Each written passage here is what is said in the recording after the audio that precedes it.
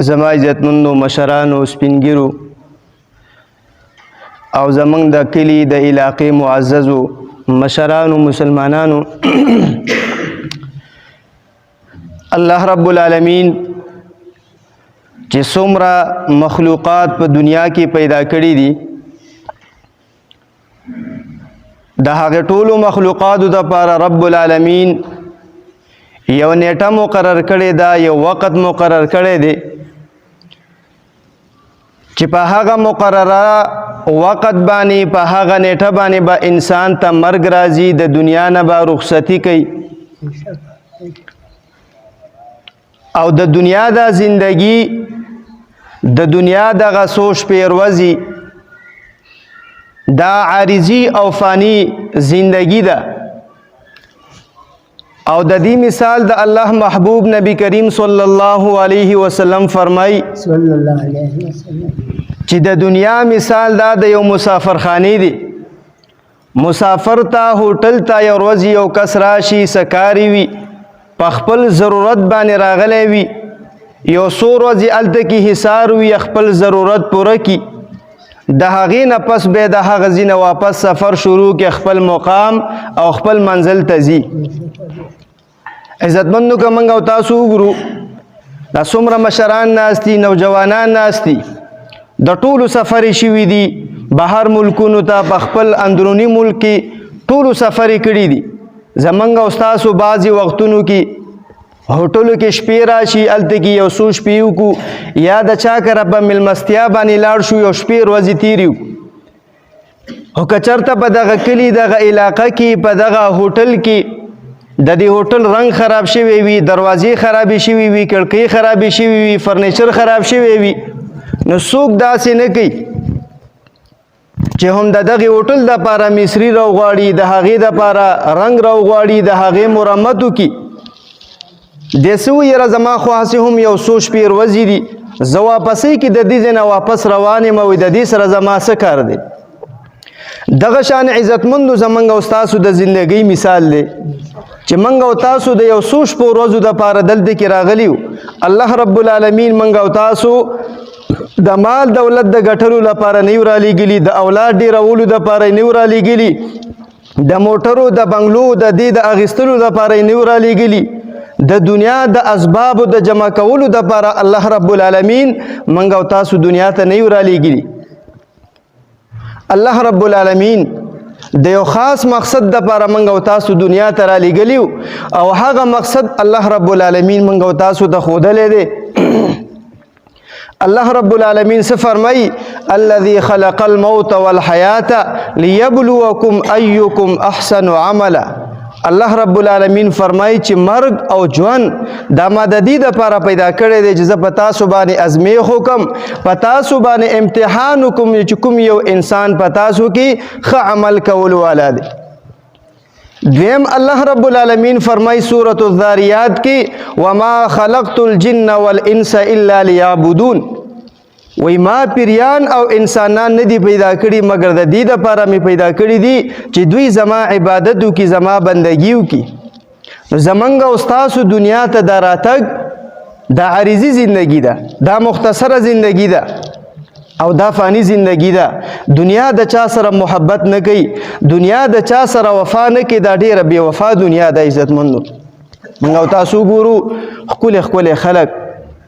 نوجوانان خلک مالداره غریبان فقیران مسکینان د دنیا بادشاهان لوی لوی سرکشه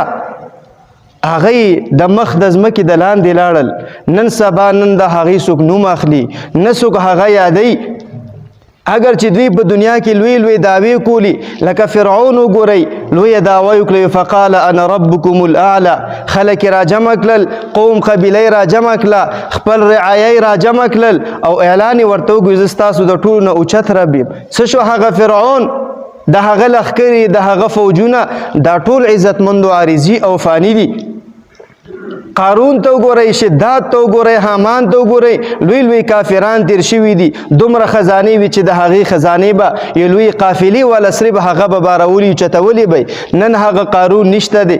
په مخ په ځمکه کې چې کوم دی روزانه چې کوم دی د انسان په قد په اندازې موافق ورځ په ورځ لاندې په ځمکه کې روان دی، نه خزانې په کار راغلي، نه مال دولت په کار راغی، نه دنیا په کار راغله، نه محلات په کار راغلل، هغه انسان دی سره د هغه خزانو لاندې په ځمکه کې روان دی زما عزتمند،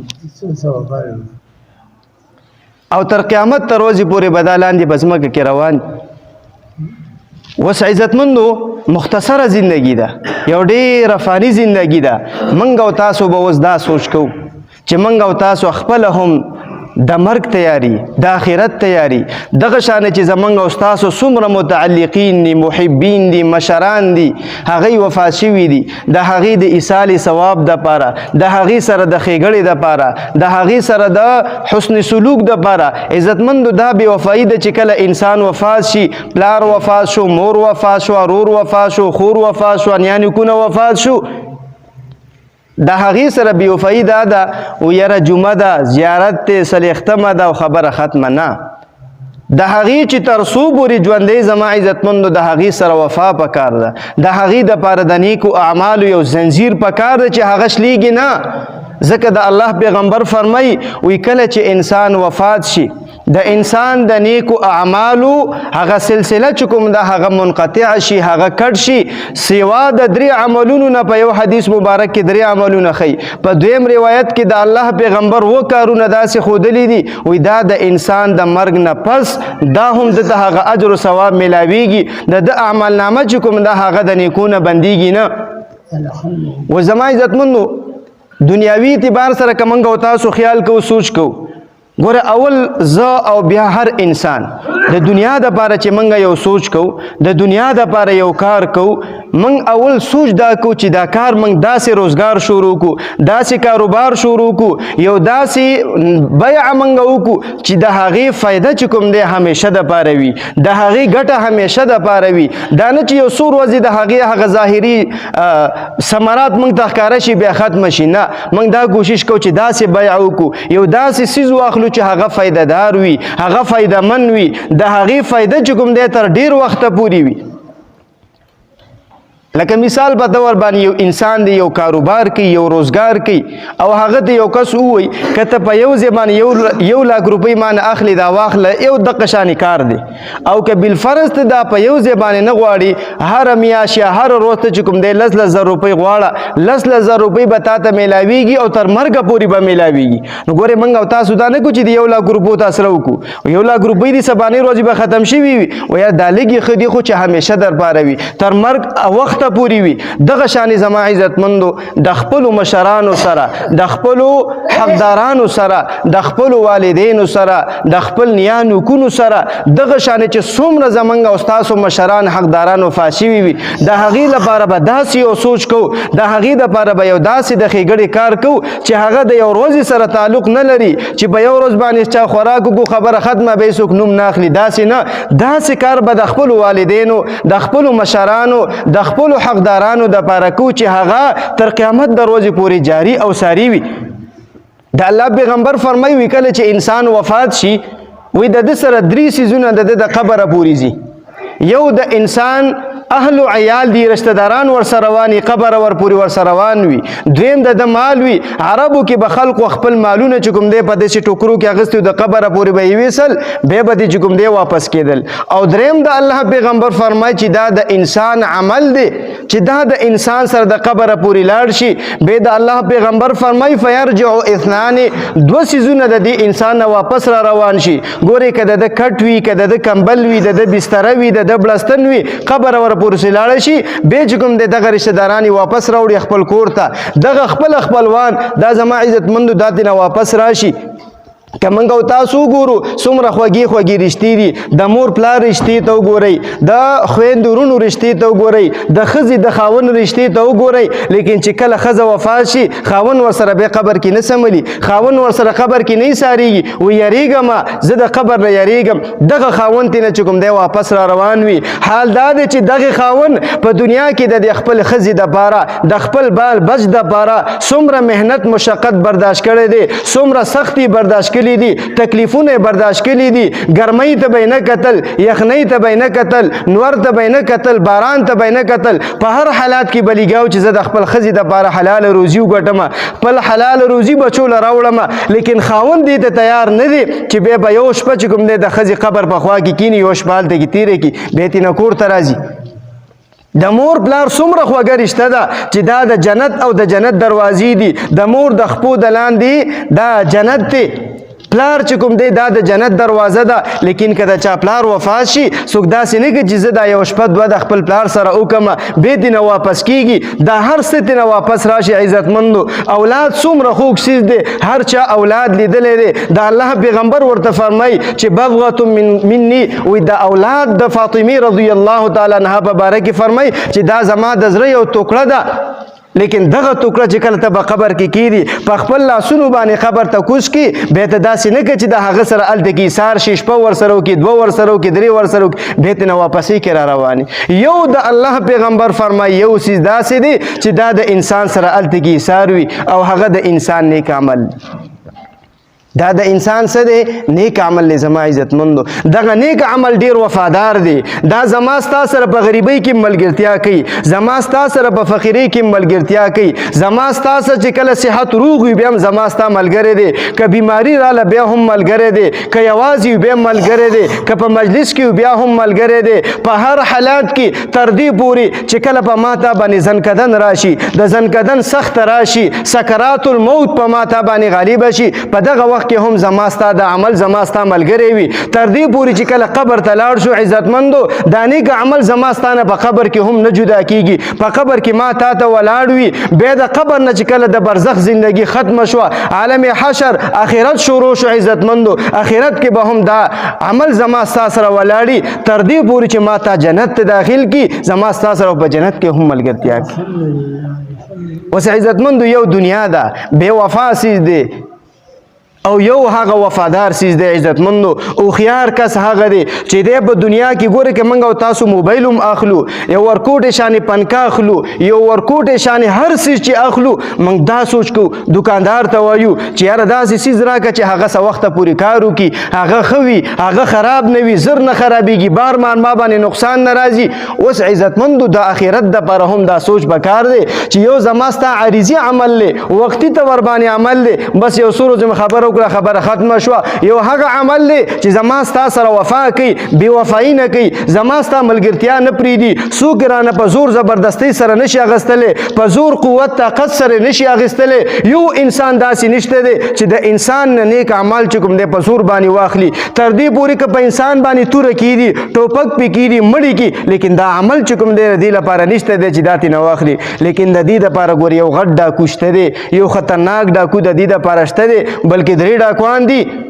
یو د انسان نفس او خواهشات دي، یو د انسان نفس دی، دویم خواهشات دي، او دریم د انسان سره غټ دشمن هغه شیطان دی. قرآن کې الله فرمای ان الشیطان للانسان عدو مبین، چې بېشکه دا شیطان د انسان دپاره ګوره ښکاره دشمن دی. شیطان چرتم دا نه غواړي زما عزتمندو چې ما تا کامیاب شو، ما تا د کامیابۍ په لاره باندې روان شو، ما تا د ترقۍ په لاره باندې روان شو، زما ستا آخرت ښایسته شي، زما ستا دنیا ښایسته شي، زما ستا بچی نیک عمله صالحه فرمانبرداره دینداره شي. هغې چرته دا نه غواړي. د انسان شیطان محنت دا دی چې زه په خپلم لعنت یم، زه په خپلم ګمراه یم. دغه شانې دغه انسان د دې انسان په وجه باندې زه ګمراه شوی یم، د دې انسان په وجه باندې د دنیا د جنت نه دنیا ته رالیږلی شوی یم. دغه شیطان زما ستا ازلي دشمن دی، زما ستا ازلي غټ دشمن دی، او داسې دشمن دی چې زما ستا سره دنیاوي دشمني نه کوي، زما ستا سره د مال اعتبار سره دشمنی نه کوي، زما ستا د ایمان دشمن دی، زما ستا د ایمان باندې چې کوم دی دی ډاکا چي، او زما ستا د جنت دشمن دی، د جنت نه مو محرومه کوي او جهنم ته ماته ګورې رسي. او د دین بچ کېدلو دپاره زما عزتمندو موږ او تاسو به په دنیا کې د الله د حکمونو، د الله د پیغمبر د تعلیماتو، د نبی کریم صلی الله علیه وسلم سنت مبارکه، د نبی کریم صلی الله علیه وسلم ورثه، د نبی کریم صلی الله علیه وسلم متبعین، د هغې لمن بنیسو، د هغې په نقش و قدم باندې روان یو. په هره معامله کې که زما ستا غم دی، که زما ستا ښادي ده، که زما ستا معاملات دي، که که زما ستا اخلاقیات دي په هر د دنیا په هر شعبه کې به ما تا د علماو لمنه نیسو، په علماو پسې به روان یو، په خپل غم کې به هم د علماو نه پوښتنه کو، په خپله ښادۍ کې به هم د علماو نه پوښتنه کو چې آیا دا کوم عمل زه کومه، دا کوم کار زه کومه، آیا دا زما د آخرت د فایدې دپاره دی که د آخرت د نقصان دپاره دی، دا کوم اخیستل خرڅول چې زه کومه آیا دا د سنت موافق دي که نه دي، آیا په دې کې خو زه ګناهګارېږم نه، په دې کې خو زما آخرت نه بربادېږي، زما جنت خو نه د جنت نه محرومه کېږم، آیا په دې باندې خو زه جهنم ته نه داخلېږم. په هر اعتبار سره زما عزتمندو هر زندگی هر شعبه شپه او ورځ ولاړه ناسته خوراک څښاک اخیستل خرڅول اوده کېدل ویښېدل په هر طریقه کې به موږ او تاسو د علماو لمن نیسو، ځکه چې د الله پیغمبر فرمایي چې زما صحابه کرام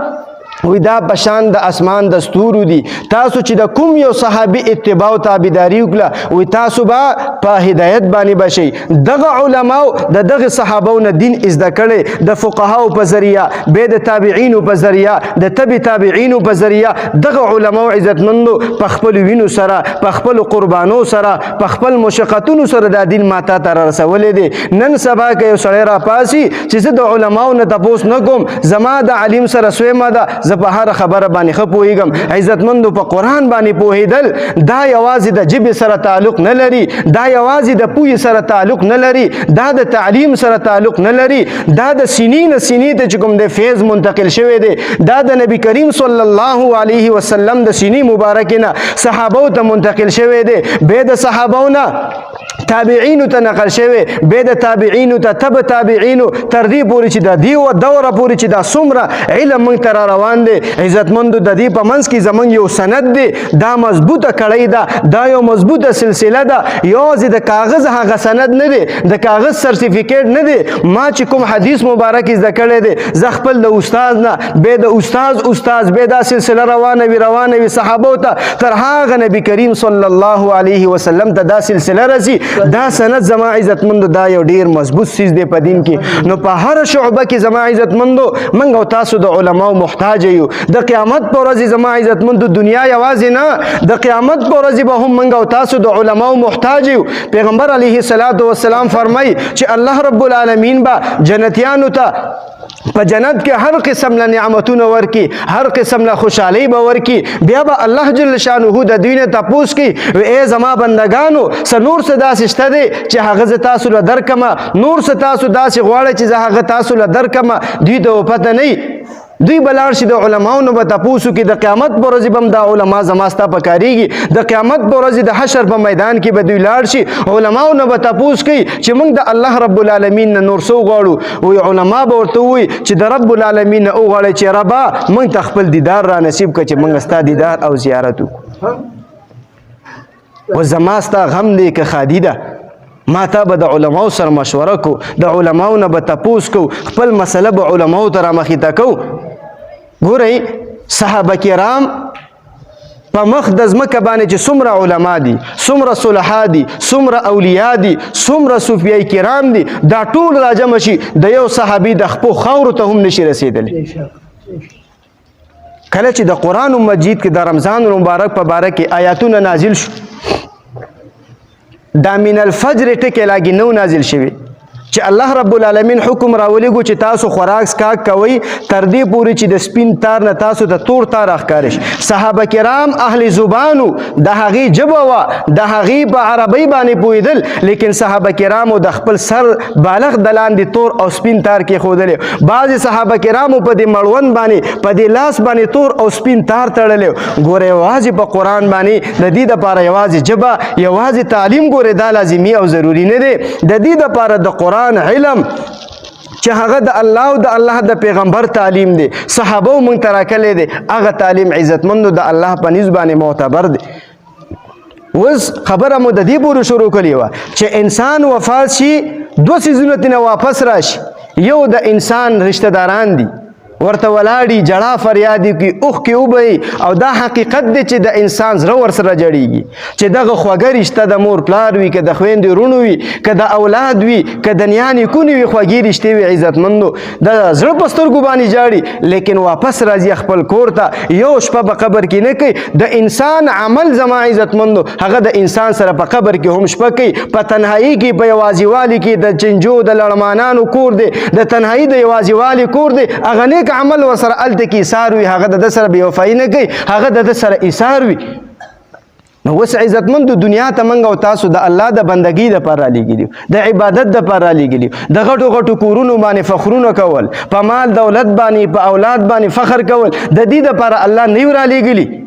د الله محبوب نبی کریم صلی الله علیه وسلم ته حضرت جبریل علیه السلام راغې سلام یې وی الله رب العالمین په تاسو باندې سلام وی د سلام نه پس رب العالمین فرمای چې ای زما محبوب ته وفرمایا که چېرې ستا خوښه وي ته راضي په دې خبره باندې چې زه د احد غر ته حکم وکړم دا د سونې جوړ شي او چې چېرته تاسو تشریف وړئ کوم ځای ته تاسو ځئ د غر به تاسو سره ګرځي د الله محبوب سر مبارک داسې ښکته کړو او بیا جبریل علیه السلام ته فرمایل وای زه د الله نه آخرت غواړم د الله نه دنیا نه غواړم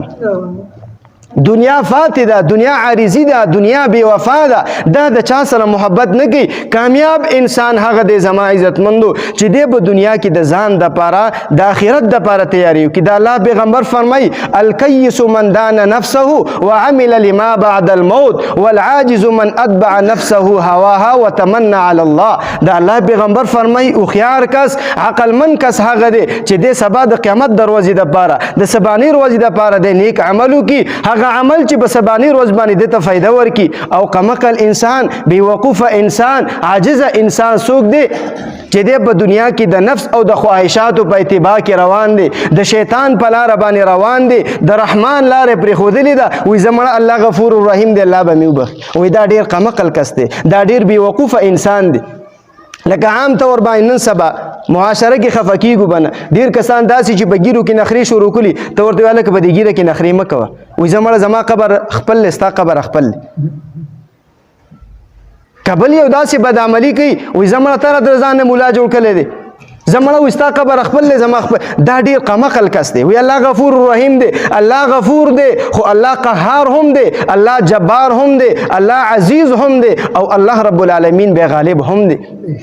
د الله ان بطش ربک لشدید به د الله پکړ د الله نیوکه دا هم ګوره ډېره سخته ده زما عزتمندو نو د الله پیغمبر فرمایي چې هوښیار کس هغه دی چې د سبانۍ ورځې دپاره عمل وکړي ګورې دا ورځ په موږ او تاسو باندې را روانه ده څوک هم دا نه غواړي چې په ما باندې د مرګ راشي بلکې د الله پیغمبر فرمایي وایي چې کله انسان بوډا کېږي نو انسان بوډا کېږي وي دوه څیزونه په ده کې ځوانېږي یو د مال حرص دی یو د عمر حرص دی وي دا دوه حرصه په ده کې دا ځوانېږي لکه یو ډېر بوډا به وي سپینګیری به وي باباجي به وي خو که ته ورته وایي بوډا نو بیا د سره جګړه کوي وایي زما زه راته بوډا ښکارېږم زه خو د ډېرو ځوانانو نه ښیم دا څه په انسان کې هغه حرص زیاتېږي زما عزتمندو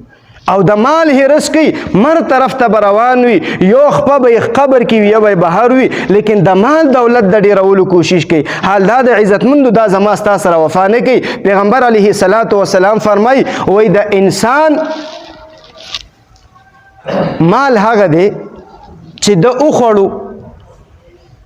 او وای غوستو او زوړې کو او د الله په لاره کې خرج کو وي دا د مال دی کوم چې د ده نه باقي پاتې شوي دا د میراثیانو مال دی زویم به میراثي نوسۍ میراثي لور هم میراثي نوسۍ هم دا ټول میراثیان دي زما عزتمندو او سبب یې نه ده معلومه چې دغه اولاد زما عزتمندو زما ستا په مال دولت باندې بیا څه کوي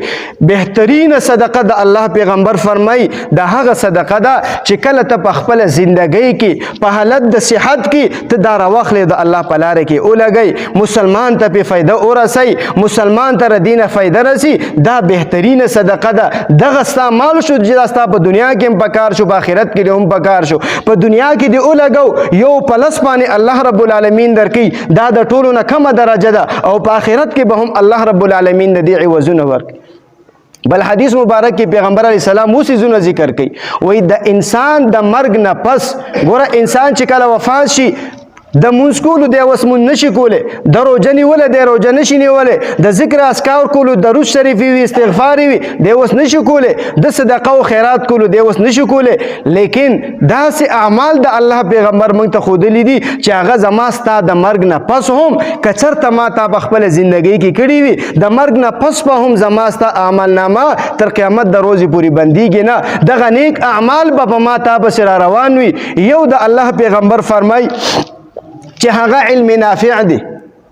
انسان یو عالم علم ازده کو د دینه پس دا علم باندې د خلقو ته نفع ورسوله، خلقو ته قرآن خودو، حدیث خودل، فقه ورته خودل، مسائل ورته خودل، د مون د ذکر د تلاوت د روجي دا څومره مسائل چې دي د زکات د دې مسائل ورته خودل، په دې باندې خلقو عمل شروع کو. دا به انسان څومره چې تر قیامت د ورځې پورې په دې باندې عمل کیږي، د دې عمل به هغه عالم ته ملاویږي چا چې ورته دا مسله خودلې ده. یو عالم د شاګردان پیدا کړل، حافظان شو، عالمان شو، قاریان شو، مفتیان شو، شیخان شو، دا به د قیامت دروازې به د هغې نوره سلسله روانه وي، نوره شاګردان به پیدا کیږي، نور به پیدا کیږي. انسان به ختم شوی وي، غوښې به خاورې شوي وي، اډوکي به خاورې شوي وي، نوم نشان به ختم شوی وي، څوک به یې پیژني نه. لیکن په ده پسې به د نیکو اعمالو هغه سلسله هغه به ورپسې جاري وي، هغه به ورپسې روانه وي، هغه به نه ختمیږي. دغه شان عزتمندو نیک عمل صالح اولاد د ځان نه وروستو پرېښودلو، یوازې اولاد پیدا کول نه دي زما عزتمندو. که موږ او تاسو د اولاد ووایو، سپي زموږ او ستاسو نه اولاد ډېر زیات پیدا کوي، په یو یو ځل باندې ورله الله شپږ اووه اته نهه بچي ورکوي. دا مقصد نه دی. د اولاد تربیت کول، اولاد ته دین ښودل، د الله کتاب ورته ښودل، د الله د دین نه هغې اشنا کول، دا اصل مقصد دی. چې کله مور پلار وفات شي، مور پلار ته دعا کوي رب اغفر لي ولوالدي ولمن دخل بیتی مؤمنا وللمؤمنین والمؤمنات. وی خدای زما مور وبخي، زما پلار وبخي، زما نیو وبخي، زما نیکه وبخي، زما حقدار وبخي، زما رشتہ دار وبخي. دا نیک عمل صالح اولاد ورته دعا کوي. دا نه چې تا بچی ته د الله دین نه دی ښودلی، تا ورته د مور پلار حقوق نه دي ښودلي، تا ورته د مشر د کشر حقوق نه دي ښودلي، تا د دین نه دی اشنا کړی. سبا هغه چې کوم دی لوفر دی، بدعملي کوي، ګناه کوي، زنا کوي، جواري کوي، په بلو بدعملو کې مبتلا دی، دغه ګناه به دې مور پلار ته هم میلاویږي. نو یوازې اولاد نه دی، عزتمندو د دې تربیت دی، دا د دین سره اشنا کول دي، دوی د دین نه خبردارول دي، دوی ته د الله کتاب ښودل دي، د الله د پیغمبر تعلیم ورته ښودل دي چې دوی د دین هم اشنا شي. که نه اولاد نور ځناور ډېر شی پیدا کوي. او دغه شان زما عزتمندو دریم نمبر سیز د الله پیغمبر فرمایي چې قرآن په میراث کې پرېښودلی وي. د دې په باره کې علماو دوه قوله ذکر کړي دي. یو دا چې چا دپاره قرآن ګوره مدرسه ده، جومات دی، غریبانان، فقیران، طلبا، طالبات پکې سبق وي، د هغې د قرآن مجید د اخیستلو وس نه کېږي. ته لاړې قرآن مجیدونه دې واخیستل، مدرسې ته دې راوړل، جومات ته دې راوړل، بچو ته دې وقف کړل چې بچی ځئ په دې کې تلاوت کوئ، د دغې اجر و ثواب دا ماشوم به حافظ شي، دا به عالم شي، دا به سبا مفتی شي، دا به یو شیخ القرآن جوړ شي، شیخ الحدیث به جوړ شي. دی چې څومره درسونه کوي دا ټول اجر او ثواب به په تا پسې را روان وي، دا به چې کوم دی تا ته میلاوي.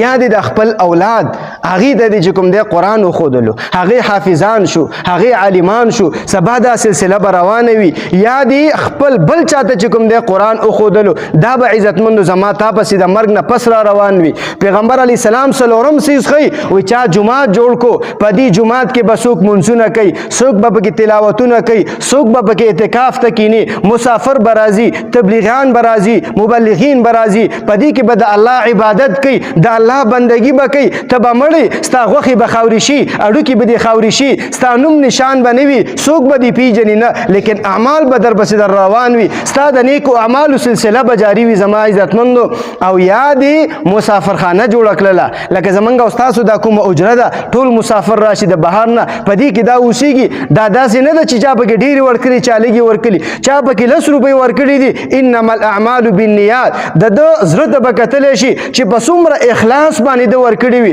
د ده د 10 روپو موافق به ده ته الله رب العالمین اجر او ثواب ورکوي. مسافر راشي، کور یې نه وي، د هغې د سر د سوري ځای نه وي، مسافر راشي په مسافرخانه کې وخت تیر کړي، شپه تیره کړي، دوو کې بیا درنه ځي، د دې اجر او ثواب د مرګ نه پس تا ته میلاویږي. یا د ما عزتمندو تا یې څه کړي وي، یو نهر دی جوړ کلی وي د هغې نه خلک اوبه څکي ګورئ اوبه یو داسې بهترین څیز دی زما عزتمندو اوبه د غریب د مالداره د فقیر د ورکوټي د غټ د نارینه د زنانه د مسافر د زناورو د هر څیز ضرورت دی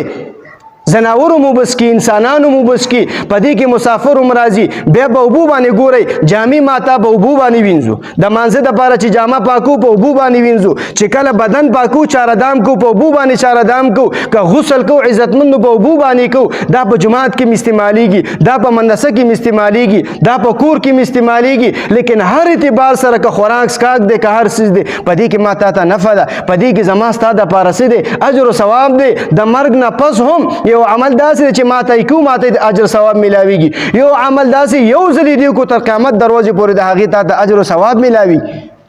دغه شانې بل زما عزتمندو د الله پیغمبر فرمایي لاره دې جوړه کړه په لاره باندې خلک روان دي تکلیف وي تا لاره سمه کړه تا لاره جوړه کړه تر کوم وخته پورې چې دا لاره جاري وي په دې باندې مسلمانان ځي راځي د دې اجر و ثواب به تا ته میلاویږي او وم نمبر 6 د الله پیغمبر فرمایي چې دا هغه صدقه ده چې په کوم وخت کې پتا کې د مال هرس موجود وي ته دا کوشش کړه چې زه دا مال ډیر کما زه کور جوړ کم زه بنگله جوړه کم زه خپل مال دولت ډیر کما په صحت باندې هم روغي بیمار نه ځکه چې په بیماری کې د انسان سره د الله سره تعلق نسبت پیدا شي د مرګ فکر پیدا شي د آخرت فکر پیدا شي په صحت باندې روغي د مال هرس در پکې دي او په دغه وخت کې ته صدقه وکړي خو دا صدقه په داسې طریقه باندې وکړي چې یو لاس د بل لاس نه خبر نشي داسې پټه طریقه باندې صدقه وکړي چې یو لاس د بل لاس نه خبر نشي البته علما دا وایي چې صدقه په پټه باندې بهتره ده لیکن بعضې ځایونو کې دا صدقه په ښکاره باندې بهتره په دې ده چې دا د نورو مسلمانانو دپاره ذریعه او سبب جوړ شي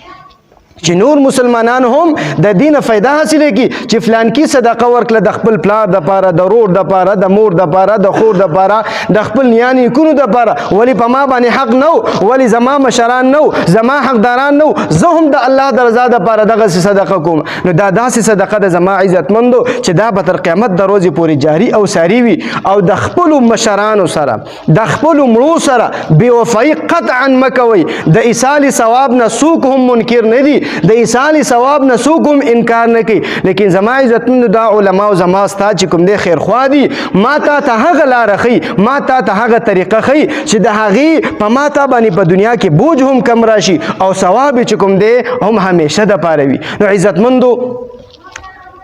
څومره فلاح د کامیابۍ چې کومې لارې دي هغه موږ او تاسو ټول پیژنو ماشومان نه یو او نه سبا ماشومان د مشرانو نه زیات هوښیاران دي نو د خپل مشرانو حقدارانو سره وفا وکي بي وفایي ورسره مک دا سه کار د هغې دپاره وکي چې ما تا ختم شوي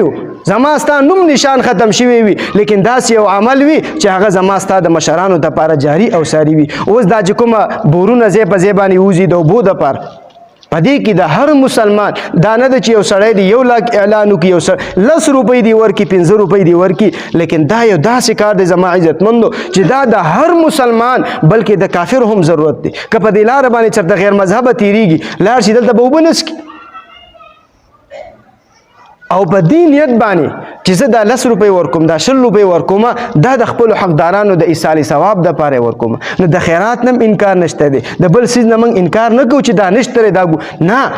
لیکن د خیرات ګوره یو ورځې به خلک خیرات وخوري او ګوره والله که دعا درته کوي چې وخوري څوک وایي چاولي بیکاره پخکلي غوښه پکې شته دی چاولي هسې شیدلي پخکلي څوک دا نه کوي چې الحمدلله الذي اطعمنا وسقانا دا دوام نه وي دا نه وي چې خدای دا مړی وبخي خدای د دې ثواب دې مړي ته وبخي لیکن دا کار داسې د جومات د مندسه ده اوبه دي که تا ته څوک دعا کوي او که نه کوي نه دي کوي چې کله یې اوبه وڅکلې په جومات کې مونځ وکړو په جومات کې چارهدام وکړو په مندسه کې سبق ووایي تا ته ثواب در ورسېدو دا دې تا ته نه وایي چې ما ته دعا وکړه یو مونږ چاته وایي چې ما ته دعا وکړه یو داسې دی چې په خپله تا ته د هغه د زړه نه دعا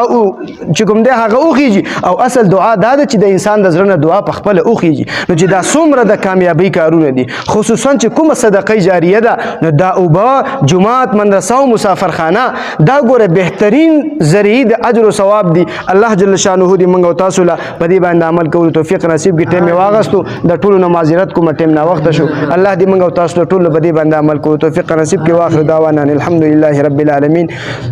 والعاقبة للمتقين والصلاة والسلام على خير خلقه محمد وعلى آله وأصحابه أجمعين آمين برحمتك يا